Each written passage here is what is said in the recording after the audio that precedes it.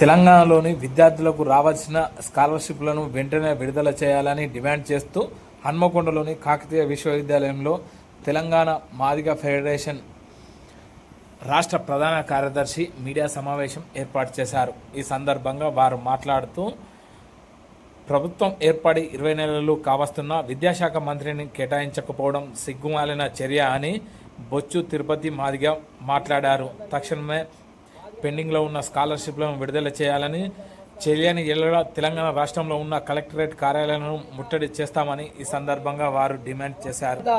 గౌరవనీయులు మందాకృష్ణ మాదిగ గారి ఆదేశాల మేరకు పిలుపు మేరకు ఈరోజు కాకతీయ యూనివర్సిటీలో ప్రెస్ మీట్ ఏర్పాటు చేయడం జరిగింది. తెలంగాణ రాష్ట్రం ఏర్పడిన తర్వాత 20 నెలలు కావస్తున్న తెలంగాణ రాష్ట్రంలో విద్యాశాఖ మంత్రిని కేటాయించకపోవడం చాలా బాధాకరమని కూడా స్పష్టం చేయడం జరిగింది.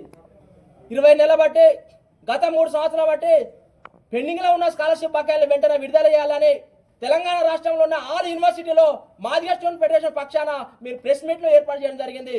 మరి ముఖ్యమంత్రి రెడ్డి గారు మీరు ఏమని చెప్పిండ్రు, ప్రజాపాలన చెప్పి ఈ రోజు కనీసం స్కాలర్షిప్లు విడుదల చేయడం సిగ్గుమాల చర్య అని చెప్తున్నారు. మీరు మొన్న చెప్తున్నారు గతంలో బీఆర్ఎస్ పాలనలో మీరు అవినీతి అక్రమాలని చెప్పింది కదా, మరి ప్రజాపాలన 20 సంవత్సరాలు అవుతుంది, 20 నెలలు అవుతుంది, మీరు ఇప్పటి వరకు కూడా బకాయిలు విడుదల చెప్పడం సిగ్గుమాల చర్య అని పెడుతున్నారు.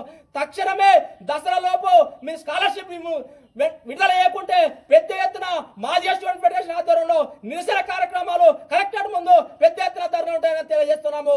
మీరు మొన్న చెప్పిండ్రు సగం స్కాలర్షిప్ విడుదల చేస్తాం, వాళ్ళు కాంగ్రెస్ ఉంటుంది, టీఆర్ఎస్ ఉంటుంది, బీజేపీ ఉంటుంది. తక్షణమే మీరు స్కాలర్షిప్ విడుదల చేయాలని కూడా మాదిగ స్టూడెంట్ పక్షాన మేము డిమాండ్ చేస్తున్నాము, హెచ్చరిస్తున్నాము.